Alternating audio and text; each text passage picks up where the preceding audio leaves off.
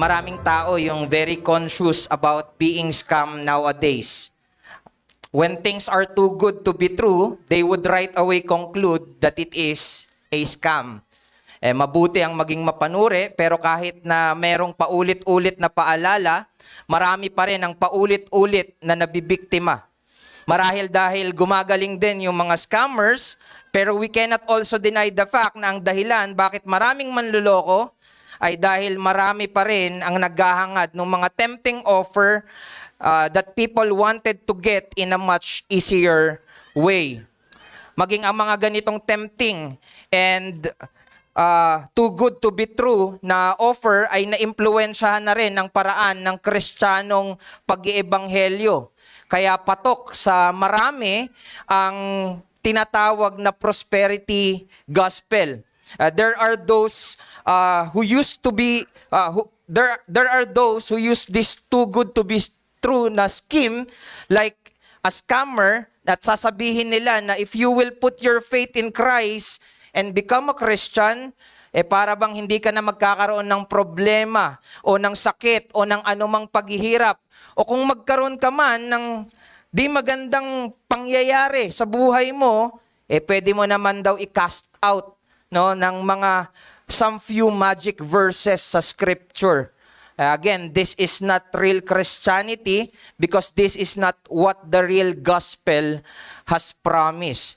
Ang tunay na ebanghelyo, hindi ka nito tuturuan to chase after convenience more than Christ.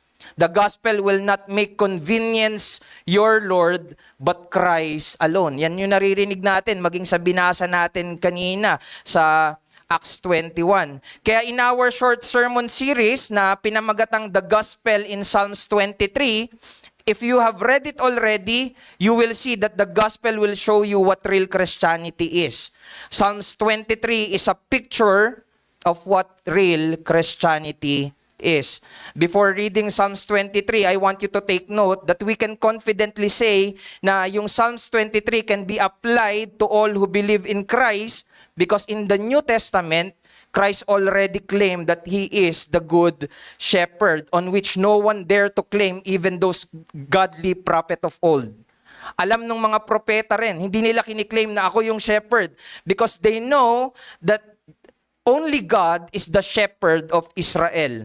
But Jesus Christ claimed to be the shepherd as we see in John 10 verse 11 to 18. Hindi natin yun titignan ngayon, but I want you to also take note of the reference dahil gusto ko na suriin nyo rin yung mga napapakinggan nyo. So let's have this understanding that as a Christian, Christ is our true shepherd. Kung narinig nyo yung pangangaral nung nakaraan, ito rin yung ini-impose sa atin, na ang Panginoong Jesucristo ang ating totoo at mabuting pastol. So as we read Psalms 23, since this claim is only true for those who are in Christ, nawa ang mga salitang mababasa natin ay magbigay ng kumpiyansa sa iyo at manatili na manatili tayo kay Kristo, at kung wala ka pa kay Kristo, ito'y maging panawagan sa iyo na tumugon.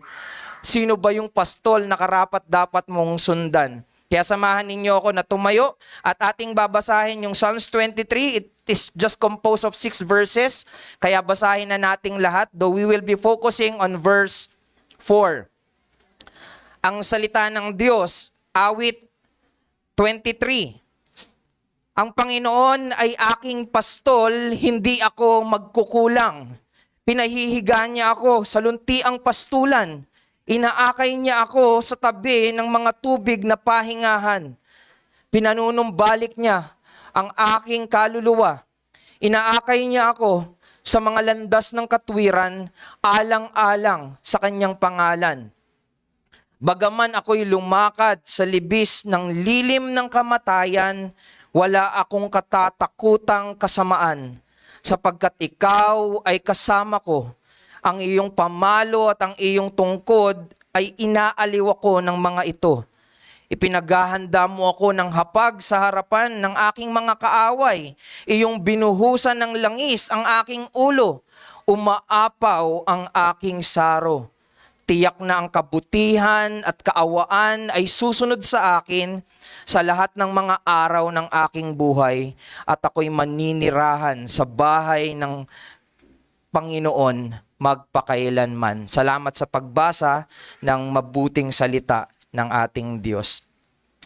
Again, Psalms 23 is a picture of what real Christianity is. Sa isang Kristiyano, ang Panginoong Hesus ang kanyang tagapangunang pastol at si Hesus ang kanyang kasapatan, kung kaya masasabi ng bawat Kristiyano, hindi siya kailanman magkukulang. Si Hesus ang umaakay sa isang Kristiyano sa tunay na kapahingahan at si Hesus ang nagbibigay sa kanya ng tunay niyang pangangailangan.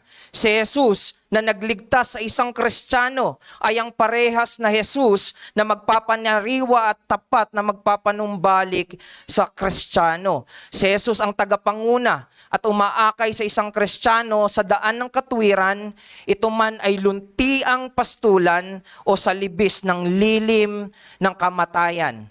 You see, in Psalms 23, the Psalms 23 itself, yung author and the word itself is very honest to say na hindi puro lunti ang pastulan ang daan ng lalakaran ng mga Kristiyano. No, it is not just honest, but it is confident dahil ang Panginoong Hesus ay ang liwanag na nangunguna at ang tanging napatunayang nagtagumpay laban sa nakakatakot na libis ng kamatayan. Kung kaya yung mensahe na gusto kong hanguin natin mula sa Psalms 23:4 and also my proposition with you all is for us to see that in God's company or through Christ, Christian can walk through dark valleys with guaranteed victory. Sa pagsama ng Diyos, sa pamamagitan ni Kristo, ang Kristiyano ay makakalakad sa madidilim na libis o lambak na may katiyakang tagumpay. This is too good to be true, but this is not a scam. Marami akong pwedeng sabihin na pwede kong pagsisihan o pwede akong mapahiya sa inyo, pero ang himukin kayo na pagkatiwalaan ng Diyos at sabihin na sa Kanya ay may tunay na katagumpayan, ay tiyak na hindi ko ikapapahiya at tiyak na hindi ko pagsisisihan. Do not take my words from it. Take God's word who never lies and never fails. Suriin ninyong mabuti ang mga salita na inyong mababasa at mapapakinggan at huwag niyong bibitawan hanggat di ang Diyos ang inyong buong lakas na pangahawakan at pagkakatiwalaan. So, can we really walk through this life dark valley with guaranteed victory? Pwede ba talaga tayong lumakad sa mga libis ng buhay na ito na madidilim, na merong katiyakan na tayo ay magtatagumpay? With too many fears in many things na meron tayo, and too many weaknesses identified na meron tayo, even our experiences is telling us it is impossible for us to have victory in this dark valley. But God's word in the testimony of David is telling us, even though we walk through the valley of the shadow of death, we should not fear no evil, for God is with us. His rod and his staff will surely comfort us. David's confidence and comfort comes from the Lord, ang kanyang pastol. Yung pagsama ng kanyang pastol, it is because of God's company. Kaya nasasabi ito ni David. Mula dito, I want us to see two things, no? Patungkol sa pagsama ng Diyos. In God's company, we can say that there is safety in the dark valley. Also, in God's company, his rod and staff is our victory. So tignan natin yung una nating punto. In God's company, there is safety in the dark valley. So in Psalms 23:4, ang sabi ni David, I will fear no evil, for you are with me. Pinapakita nito na that even in the terrifying valley of the shadow of death, which may represent mga trials or even things that are related to death, or any circumstances kung saan yung fear ay very dominant, pero kung kasama niya ang Diyos, di niya kailangang matakot. At dahil totoong kasama niya ang Diyos, anong ginagawa niya? Kinakausap niya ang Diyos. Hindi ito gawain ng isang nababaliw o isang tao na natatakot lang. Wala ka na kasing choice eh. Kaya ang ginagawa mo, pray ka na lang ng pray. No? Hindi. Ang pananalangin ay hindi gawain ng isang nababaliw, imbes ito'y gawain ng isang sumasampalataya at naniniwala. This might be foolishness to the world, but for the people of faith, this is the most sensible and most rational act of faith, ang manalangin. Ang pakikipag-usap at pananalangin sa Diyos ay gawain ng mga sumasampalataya at naniniwala na kasama nila ang Diyos dahil ang Diyos ay hindi nagsisinungaling. Ang Panginoon ng mga mananampalataya ay hindi ang kanilang pakiramdam at hindi ang kanilang sitwasyon na kinalalagyan nila. Ang kanilang Panginoon ay ang Panginoong Hesukristo at ang Panginoong Hesukristo ay nangunguna sa kanila. Hindi lang sila iniwan. Hindi lang sila kasama ni Jesus. Pinapangunahan sila ni Jesus. Sa mga mahihirap na sitwasyon ay dumadalangin si David sa Diyos at umaapila siya sa katapatan ng Diyos sa kanyang tipanan. Yung statement ni David na "for you are with me" is also considered a language of God's covenant. This statement reflects the covenantal promise of God's presence, yung commitment ng Diyos sa kanyang mga tao. Ang Diyos ang siyang aakay, ang Diyos ang siyang magpapanumbalik, mag-iingat at mag-aaliw sa mga pinagtipang tao niya. Actually, if you will read the Old Testament, paulit-ulit niyong makikita doon. Kay Abraham, pinangakuan niya, sasamahan kita at pagpapalaing kita. Kay Joshua, sinabi niya, kung paano ko sinamahan si Moises, sasamahan din kita.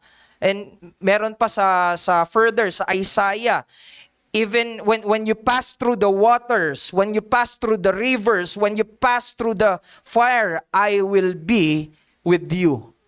Sasamahan kita. So I want you to see na ang kasiguraduhan dito ni David ay hindi lang yung positive siyang mag-isip. Hindi lang dahil very positive siyang mag-isip, Hindi 'yun ang kasiguraduhan niya. Ang gumagarantiya sa kanya ay wala sa sarili niya kundi nasa salita at pangako at katapatan ng Diyos kung saan siya merong tipanan. No, David is like a sheep who find his safety the closer he commune with the shepherd. Mas nararanasan niya ang kaligtasan, mas nararamdaman niya na siya ay ligtas kapag siya ay mas malapit sa kanyang pastol. Ganito ang mga tupa. So mula dito, maaari nating matutunan ng isang katotohanan, just like the sheep who is much safer the closer they are to their shepherd, we as a Christian, we are much safer the closer we are to our Savior. Ito'y totoo, no? Alam mo na ang dahilan kung bakit ang mga Kristiyano ay nawawala dahil nalayo na sila sa Diyos. Ang pananatili, pagpapatuloy ay posible dahil sa pagiging malapit ng Diyos, I want you na pansinin ninyo yung verse 1 to 3, sa Psalms 23. Ito yung mga salita ni David na pumapatungkol sa Panginoon bilang kanyang pastol. Actually, kung iisipin at babasahin, probably this is David's reflection nung time na nagpapastol pa rin siya, bago siya maging hari. Or siguro binalikan niya yung kanyang karanasan bilang isang pastol. Might be a reflection para mag-serve as a reminder for him at sabihin din sa iba na ang Panginoon lang ang karapat-dapat or most fitted, perfect na magiging pastol ng isang tupa. But in verse 4, kung sa verse 1 to 3 ay nagsasalita siya patungkol sa Panginoon bilang pastol, in verse 4, he is no longer talking about the shepherd, he is talking with his shepherd. Nagsasalita na siya, kinakausap niya na yung kanyang pastol. So, another great principle that we can learn here sa text na ito, we should make every opportunity to tell about God to others while we are in the green pastures. But when we are in our dark valleys, we should talk to God more and reflect on who He is in our lives. Itong katuruan na ito ay biyaya ng pananalangin. Why is it important na tayo ay mag-spend ng pananalangin? When you are struggling, when you are in the difficult times, what are you doing? Many would say, magrereklamo sila sa Diyos. Ang panalangin nila ay reklamo sa Diyos. Instead of pagninilay kung sino yung Diyos in those hard times. We must fully recognize our needs in those hard times. Our misery in the dark valley. Para tayo ay matutong magpakumbaba sa ating Diyos. At we should be doing that with regularity. Tayo ay dapat manatiling nagpapakumbaba kay Jesus sa pamamagitan ng palagiang paglapit sa Kanya sa pananalangin. I want you to, siguro sa akin, observation, when we do not engage ourselves in regular prayer, we grow in our pride until such time na parang napakadali na lang nabitawan ng Diyos at ang kabutihan ng Diyos. It is true that we don't need to wait to be in the dark valley para lang pagyamanin or i-cultivate itong disciplines ng mga pananalangin. We should do this while in the green pasture.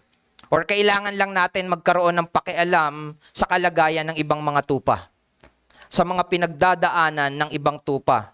Ang isa sa mga kailangan nating gawin ay tignan ang ibang mga tupa ng kawan na dumadaan sa madidilim na libis at ito nawa yung mag-udyok sa atin na dumulog parate sa panalangin. Ilapit mo, kung nababagabag ka sa kalagayan ng isa pang tupa, ilapit mo ito sa iyong Panginoon na iyong pastol at ipaalala mo sa kanila kung sino yung pastol. Ipaalala mo sa kanila kung sino yung dapat nilang asahan at dapat nilang sundan. Ang katapatan mo sa Panginoon ay kalakasan sa iba. Pwede nating sabihin na ikaw ay isang mahinang tupa pero yung pinakamaliit na kalakasan at paglaban para sa pananampalataya ay nagiging kalakasan para sa iba. Samantalang ang bawat kapabayaan naman natin ay maaaring maging katwisuran at kapahamakan sa iba. Sabi ni Pastor Joseph, sa pangangaral niya last week, ang mga tupa ay merong mob instinct na karakteristik. Kung ano yung ginagawa ng ibang tupa, yun yung sinusundan at ginagaya nila. There is a video na napanood ko na yung isang tupa tumalon doon sa isang butas. At yung isang tupa na yon ay sinundan pa ng ibang tupa. Akala nila masaya Ayun pala, ikakapahamak nila. At maraming namatay. Ang alam ko, namatay yung mga tupa na yon dahil nga malalim yung butas na iyon. Pero anong point? Kung ano yung ginagawa mo, may ibang nakatingin at maaaring sumunod sa'yo sa pagpapabaya o sa daan ng pagpapala. Napakahirap kung ang daan na tinatahak mo ay kapahamakan. So let this be a warning. Maging maingat tayo sa mga maling kaisipan na ang solusyon para di tayo mag-cause ng paghihirap at hindi na tayo maging dahilan para mapahamak ang iba. We think first na let's just quit our responsibility with them. Let's just be away with the other ship. This kind of thinking is causing more damage to the body of Christ. Yung akala mo walang damage, pero yun pala yung dahilan kung bakit yung iba bumabagsak din at napapahamak din. It is not damage-free. Yung mga bagay na ginagawa natin. There are consequences at merong mga napapahamak. Isipin mo, hindi pwedeng isipin ng tatay na ang solusyon kapag nahihirapan na siya ay mag-quit na lang siya sa responsibility niya sa family niya. Hindi solusyon para sa mag-asawa na hirap na ako, maghiwalay na lang tayo. Hindi solusyon sa estudyante o sa isang nagtatrabaho na mag-quit na lang sa eskwelahan o sa trabaho dahil lang mahirap.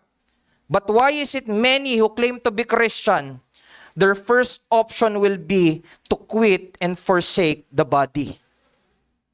Bakit sumasagi yan sa isipan? Ito yung nakakalason at nakakapahamak na dapat patayin sa isipan ng isang mananampalataya. Kapag tinitignan ka ng ibang tupa, no matter what you are doing, will they see that you are following your shepherd? Ang makikita ba nila ay sinusundan mo ang iyong Panginoong Hesukristo? Sinusundan mo ba si Kristo kapag magaan lang ang sitwasyon? O sinusundan mo si Kristo lalo na sa mahirap na mga sitwasyon? Nakikita ba sa atin ang Kristo ng ating pagiging Kristiyano? Sa mga mag-asawa, sa mga magulang, maging sa mga nag-iisang Kristiyano sa inyong pamilya, kanino ka lumalapit sa madidilim na sitwasyon na nararanasan nyo? Nakikita ba ng iba ang paglapit at pagsunod mo sa Diyos kapag nandun na kayo sa madidilim na sitwasyon? Nananalangin ka ba? Is your prayer life a good testimony of your covenant relationship with Christ? Merong mga panalangin na hindi mo kailangan ipakita. Actually, hindi mo kailangan ipakita kung regular ka talagang nananalangin. Makikita at makikita yan ng iba. But is it real? Kung yung mga nakikita nilang instances na nananalangin ka, ito ba'y totoo at taos sa puso? So ang hamon sa atin, we should spend time getting to know our shepherd through prayer. Dapat hangarin natin, minsan ang iniisip natin sa panalangin ay one way lang. Iniisip natin ang panalangin para lang masabi natin kung ano yung gusto natin. Actually, it is us being convinced of who God is. Sino ang Diyos na ating pinapanalanginan. Kay David, nung sinasabi niya to, kaya siya kampante dahil alam niya na ang kanyang Diyos ay walang anumang kasamaan. Yun yung pinagninilayan niya. Kaya kahit sa madilim na libis, masasabi ko na walang kahit na anumang kasamaan dahil kasama ko ang Diyos, higit ang Diyos. Ano yung mga karakteristik ng Diyos na pinagninilayan mo kapag nahihirapan ka na sa sitwasyong pinagdaraanan mo? Is it God real to you? Or ang iniisip mo lang, ang Diyos ay Diyos na pakikinggan ka sa mga reklamo at mga apela mo? Are you longing for God to be true kapag nahihirapan ka na? And that is being cultivated in prayer, no? Sa ating mga pananalangin. So, the better you know God, the more you will see God's company as our safety even in the very dark valley, no? Kung gaano katotoo at gaano kalinaw yung Diyos sa iyo, makikita mo lalo yung pagsama niya na kahit kailanman, your feeling would fail, your thinking would fail, pero yung salita ng Diyos na sinasabi niya nasasamahan kita. You may feel God is absent, pero ang sabi niya, hindi kita iiwan, hindi kita pababayaan. Sino ngayon ang tama? Do you believe in the word of God? Ito ba yung dinadala mo sa panalangin? Mga katotohanan at salita ng Diyos. Alalahanin natin na ang natanging si Kristo lang ang tumahak sa lambak ng kamatayan at nagtagumpay dito, kung kaya si Kristo lang din ang dahilan kung bakit ang kamatayan ngayon para sa mga Kristiyano ay isa na lang anino. Take note of the word shadow of death, no? Ito'y anino ng kamatayan. In God's company, death is but a shadow that can no longer harm the Christian. Yun ang sabi. Mahirap paniwalaan, pero yun ang sabi. It may still be an enemy, but it is now venomless. Maaaring natatakot ang tupa dahil ang mga tupa ay malalabo ang mata. Sa onting dilim lang ay matatakot na sila. Kaya ang dilim ng libis ng kamatayan ay maaaring nakakatakot na lugar para sa kanila. Pero dahil ito'y anino na lang, it is venomless.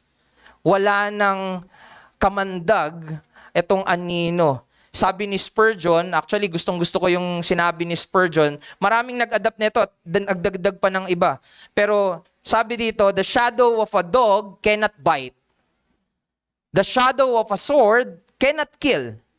Therefore, the shadow of death cannot destroy us. Let us therefore not be afraid. Napakaganda. Maging panawagan nawa ito sa mga wala pa sa Panginoong Hesukristo. If Christ is not your shepherd, there is no safety for you in the dark valley. At kahit patingin mo, okay ka naman, at tingin mo, nandun ka sa green pasture, you are lost without a shepherd. Ang mga tupa ay hindi kayang mamuhay sa sarili lang nila. Makakakain ka in a while, but you will perish soon. Same as true Christian. Maaaring kumpiyansa mo ngayon ay okay ka sa mga kalagayan mo, but without the leading of your shepherd, you will perish. Mamamatay tayo. Even the green pasture that we have, whatever it is, it will not be able to protect us against the one who is much more terrifying than death. Ano man ang meron ka ngayon na tingin mo ay security mo, it cannot defend you. Kayamanan, kalusugan, o anumang meron ka, kasiyahan. No? Kontento ka naman sa buhay dito sa mundo. Hindi kaya nitong depensahan kapag humarap ka na sa Diyos na mas nakakatakot kaysa sa kamatayan. The God of wrath, ang Diyos ng paghukom. Kaya sinabi sa Hebrews 10:31, it is fearful thing to fall in the hands of the living God. Kakilakilabot ang kahihinatnan ng mga hahatulan ng kamay ng Diyos. Alam mo, problema, napakarami sa atin, wala nang takot sa Diyos. We are too lax dun sa mga bagay na meron tayo. Na kapag tinanggal, ikaw pa ang galit. That's cultivated dahil sa namuhay ka ng malayo at kaaway ng Diyos. Tulad nung sinabi ni Thomas Brooks sa kanyang libro na Heaven on Earth, tinagalog ko na, si Kristo ang ating arko, ang lugar ng tiyak na kaligtasan, ang lungsod na ating kanlungan, ang matibay na tore, ang taguan kung saan ligtas ang ating kaluluwa. Hindi lamang mula sa paparating na puot, kundi mula rin sa mga pagsubok, alalahanin, takot, at mga bitag ng kasalukuyang buhay na ito. Si Kristo ang ating arko. San ka humahanap ng iyong kaligtasan? San ka humahanap? Sino ang iyong sinusundan? Tunay na may kaligtasan kay Kristo, gaano man kadilim ang dadaanan natin dito sa mundo. Pangalawa, in God's company, His rod and staff is our victory. Yung second part ng Psalms 23:4, it talks about the rod and staff which brings comfort doon sa mga tupa. Tandaan, yung mga tupa are defenseless. They don't bark. Kapag meron silang nakitang papalapit na kaaway, kapag kinagat na sila at sinakmal na sila ng leon, they cannot growl na maririnig sila ng iba, no? They don't have that capability, no? They cannot fight on their own, thus they need a shepherd. Hindi nila kayang lumaban sa sarili nila, kaya kailangan nila ng pastol. Kaya ang mga pastol ay gumagamit ng rod or pamalo to protect and defend the defenseless sheep mula sa mga banta at kaaway tulad ng leon, oso o lobo. Pag binasa niyo yung 1 Samuel 17, nung kakaharapin na ni David si Goliath at kausap siya ni Haring Saul, sabi niya, kaya kong labanan yan. Nakakapatay nga ako ng leon at oso kapag nag-aalaga ako ng tupa. Hindi biro yun. Hindi biro yun. At pinapakita dito na maraming kaaway ang mga tupa. At kapag nakita to ng pastol, ang gamit niya ay yung rod o yung pamalo na parang batuta na malaki yung dulo. No? Yung staff naman or tungkod, ito naman yung ginagamit ng pastol para hindi malayo at panatilihing malapit yung kanyang mga tupa sa kanyang kawan. Ito yung ginagamit ng pastol para gabayan at ibalik ang mga tupang nawawala sa kawan. Ang pamalo at tungkod ay ang mga kasangkapang ginagamit ng pastol para sa ikabubuti ng mga tupa. These are tools that comfort the sheep. These are tools that act as an extension of the shepherd's hand. Walang kwenta yung rod, walang kwenta yung staff kung hindi dahil doon sa pastol. No? Parang extension lang yan nung pastol. Kung ang pamalo at tungkod ng pastol ay mga kasangkapang ginagamit para sa pagsasanggalang, paggabay at pagpapanatili sa mga tupa na manatiling malapit sa kanilang pastol, therefore maihahalin tulad din natin ito sa Biblia. Ang salita ng Diyos, ang kasangkapan ng Diyos para tayo ay ipagsanggalang, gabayan, panatilihin na malapit sa Kanya.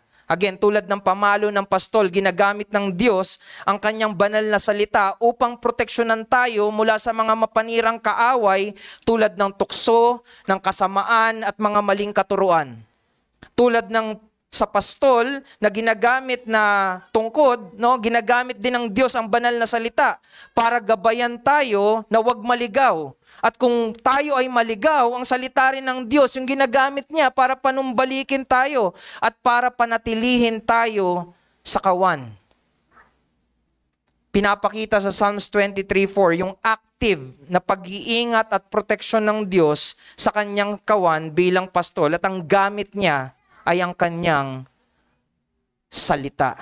No, yung rod and staff is the word of God, no? Ay, yung iba meron pang tingin na para tong spirit by I want to concentrate on the word of God dahil yung sa kaninang punto ay pananalangin. Etong dalawang to ay parang biyaya na pinagtambal. Kung babasahin ko yung Psalms 23 at babasahin ko yung last, tiyak na ang kabutihan at kaawaan ay susunod sa akin. Ito'y sinasabi nila na kambal na anghel na gumagabay sa mga Kristiyano, pero kung tutuusin, hindi ba ito yung panalangin at salita na siyang tunay na gumagabay sa mga Kristiyano, mga kaparaanan na dapat pinagyayaman ng mga Kristiyano? Ito yung kabutihan at awa sa atin ng Diyos, na tayo ay makalapit sa Kanya, na tayo ay may marinig at malaman natin yung mga kapahayagan niya.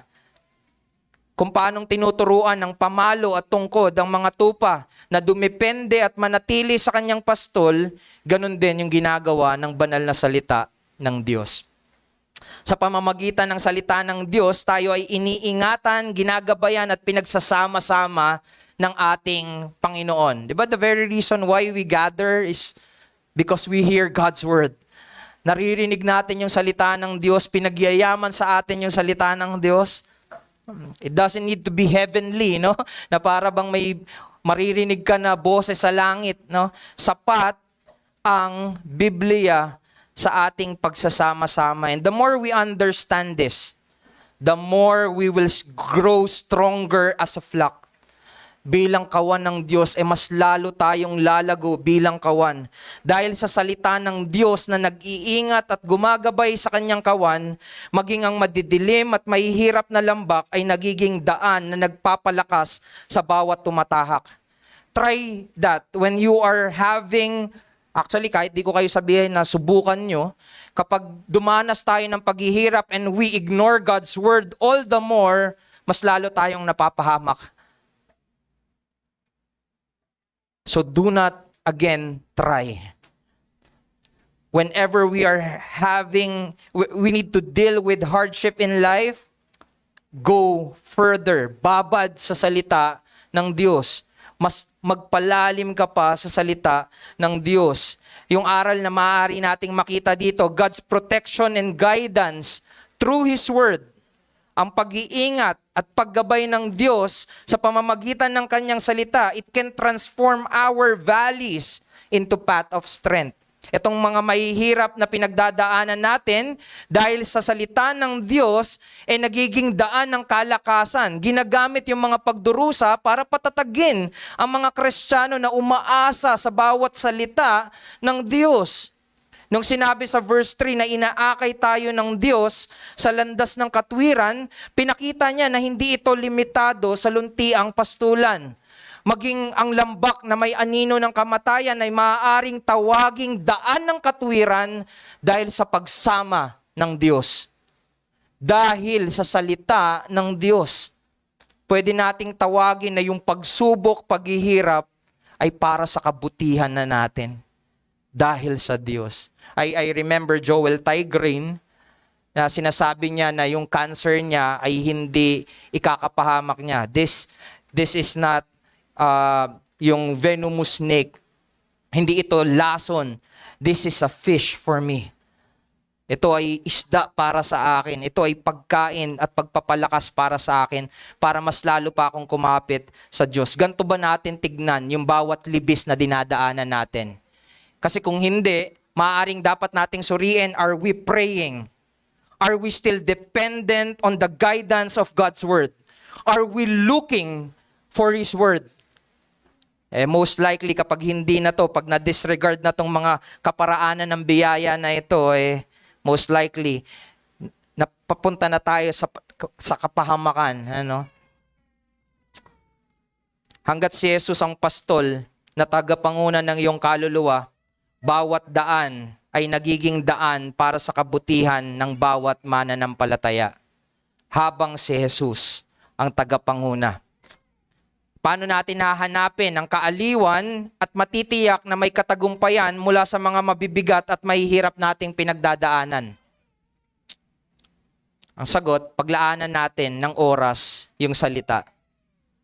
Tumugon ka ng may pagpapasakop at pagsunod sa mga katotohanang ipinapahayag nito.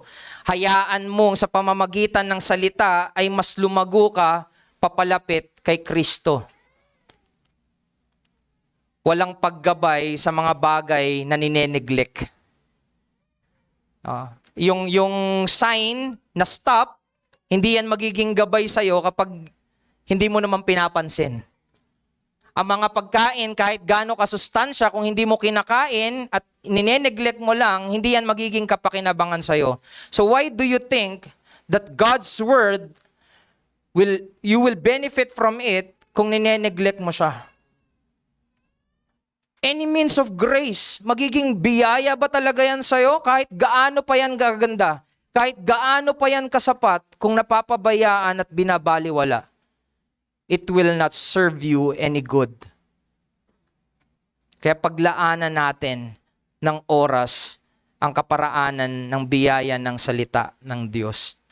Ang paglayo at pagpapabaya mo sa salita ay may dalang kapahamakan na di mo magugustuhan at tiyak na mong pagsisisihan. Alam mo, ang mga tupa, it always look for comfort. Yung rod and staff ng shepherd, nakita nila yon that they can find comfort in the rod and staff of their shepherd. Ang staff, yung rod na yon ay nakakatakot para sa mga leon, sa mga kaaway, pero sa mga tupa, it is not. It is comfort for them. Ganito ba natin tignan ang mga kaparaanan ng Diyos? Ganito ba natin tignan? Para bang kaaway yung mga kaparaanan ng Diyos? Na para bang pinapahirapan ka lang ng mga kaparaanan ng Diyos? It is not. Huwag tayong maniwala whenever we fall in that kind of thinking. That's a lie. Ang mabuting Diyos ay hindi gagawa ng masama ang kanyang mga tupa. You can trust on that. I can trust on that. Ito ba ay totoo sa'yo? Ito ba ay totoo sa'yo na Kristiyano? Kaaliwan ba sa'yo ang salita ng Diyos? Nakikita mo ba ito na nag-iingat, nagliligtas at siyang gumagabay sa'yo? Hiwalay sa kaparaanan ng Diyos, di natin makikilala si Kristo. Hindi natin malalaman na siya yung nag-iisang daan upang tayong makasalanan ay mailapit muli sa Diyos. Kung walang kapahayagan ng Diyos, mayroon bang tupang matatagpuan? Mayroon bang tupang maipanunumbalik sa kawan? Hiwalay sa kapahayagan ng Diyos, lahat tayo ay mananatili sa ating makasalanang kalagayan. Kaya salamat sa kapahayagan ng Diyos na nagkatawang tao. Ang liwanag na nagtagumpay sa kadiliman na nandito sa mundo ay siyang tanging dahilan kung bakit hanggang ngayon ay may mga nananatili pa ring Kristiyano. Sabi ni Thomas Watson, ang salita ng Diyos ay isang pamalo ng pagtutuwid. Ito ay humahampas sa kasalanan sa ating mga buhay at nagbabalik sa atin sa ating mga tungkulin. Ang pamalong ito ay isa ring pamalo ng kaaliwan, nagbibigay ng gamot sa sugatang espiritu. Bagamat mapait ang pamalo ng pagdurusa, ito'y gumagawa para sa ating kabutihan upang ihiwalay tayo sa mundo at ihanda tayo sa langit. These are true for those who hold on the importance of God's word.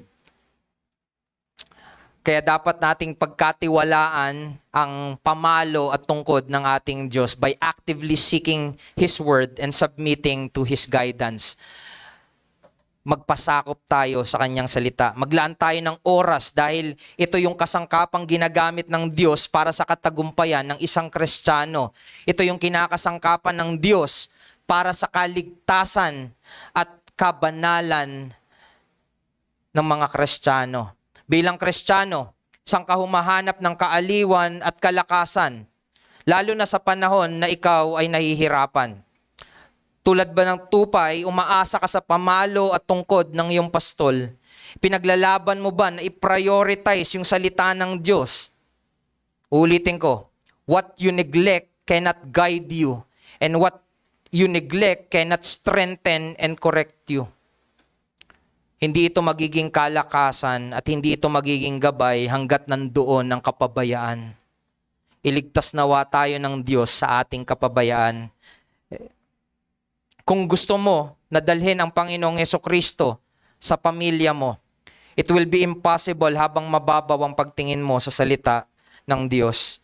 Habang binabaliwala ang salita sa bawat pamilya, walang Kristo ang ganap na madedeklara. Hindi sila maniniwala sa kahalagahan ng salita kung sayo mismo hindi nila to nakikita. Sayo muna, Kristiyano. Kailangan makita na ito ay prioridad mo, na ito ay mahalaga sa iyo, na ito yung buhay mo. Tayo ay mga tao ng salita. And we should be, sabi nung kanta, babad eh. Sabi, babad sa presensya mo. Pero alam mo, ang ibig sabihin lang nun, babad sa salita ng Diyos. Pag nilayan mo ang salita ng Diyos, dahil sa salita ng Diyos, nandoon ang pagsama at presensya ng Diyos. For Christian who are struggling, the pain you face is not meaningless. No, yung kahirapan na nararanasan mo ay hindi wala lang. It is used by God to bring you closer to Him. Remember Christ. Pag tinignan natin si Kristo, it is cross before the crown. Ganito rin sa mga Kristiyano.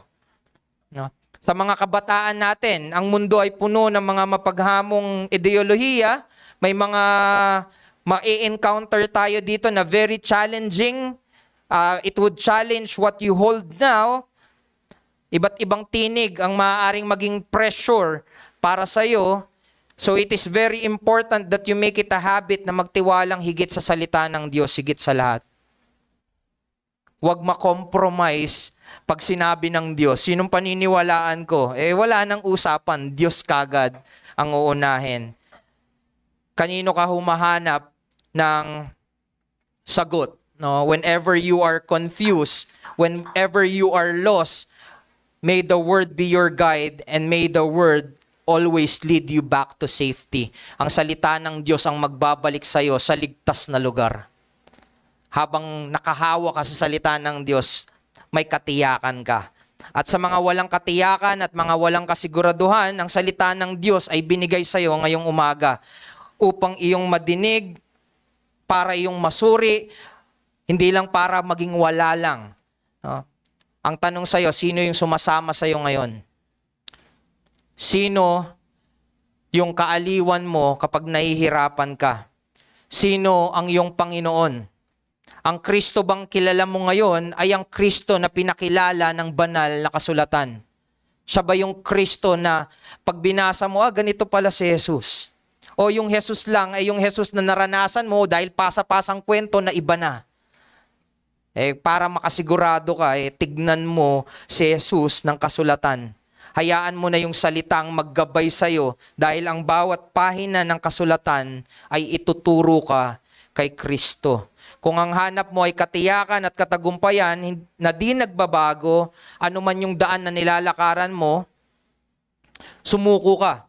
sa pagkapanginoon ng Panginoong Hesukristo. Pagkatiwalaan mo ang kanyang salita, siya ang salita ng buhay para sa mga mamamatay, ang nag-iisang pastol na nag-alay sa kanyang buhay upang ang kamatayan ay masagot natin ng may katagumpayan. Hayaan niyong magtapos ako doon sa kwento ni Annette. Si Annette ay isang missionary, pero natigil yung pagmi-mission niya sa Western Europe nung nakaranas siya ng pananakit ng likuran. At nalaman eventually na siya ay merong tumor or bukol sa may nakadikit sa kanyang spine, no? Naging sobrang sakit na kailangan siyang operahan, no? Sobrang sakit na kahit na umiinom siya ng mga muscle relaxant, hindi niya na ma-bear yung pain at hindi na siya makakilos. So, kinakailangan niyang pa-operahan at nung na-operahan siya, minor lang daw yung operation. Pero ang nangyari doon sa operation ay parang may nagkamali at mas naging worse yung kalagayan niya. So, hindi na siya makalakad, kailangan niya mag-wheelchair. At ang masakit nun, merong constant pain siya na mas masakit pa kaysa nung bago siya operahan. Dahil doon, bumalik siya ng US, kasama yung kanyang asawa at kanyang 5 mga anak. May mga bumibisita kay Annette doon sa kondisyon niya na mga kasama niya sa church. At kinikwento niya yung mga nangyari niya. Sabi niya, pagkatapos daw ng surgery, nananalangin sila na agad siyang gumaling, na maayos pa yung kung ano man yung naging mali doon sa procedure. Pero naging depressed siya dahil hindi yon sinagot ng Diyos. At ang sagot ng Diyos, hindi muna. Mas lalo siyang na-depress nang yung mga bumibisita sa kanya ay paunti ng paunti. Pawala ng pawala. Nung una lang, madami.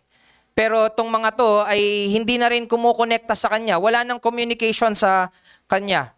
Sabi pa niya sa mga bumibisita, yung Bible College at missionary training, hindi daw siya in-equip para siya, paano i-deal yung pag-upo sa wheelchair na merong constant pain sa likod. So, she was left with 3 choices. 3 choices. Una daw, patayin niya yung sarili niya, dahil sobrang sakit na yung nararanasan niya. Pangalawa, i-abandon niya yung kanyang pananampalataya sa Diyos at gawin kung ano na lang yung gusto ng iba para sa kanya. I-try kung ano yung sinasuggest ng iba, ng mga nasa mundo. Or pangatlo, to put her energy in discovering God in the midst of all suffering. At ngumingiti si Annette kapag sinasabi niya, I choose the third. Pinili ko yung pangatlo. As I began slowly, sabi ni Annette, as I began slowly reading the Bible again through the lens of pain and suffering, what I saw was a God who is familiar with both. She said, I thought my pain and suffering had taken me to a place where God could never be found. Instead, it was a place where He became more real to me than I had ever known Him to be.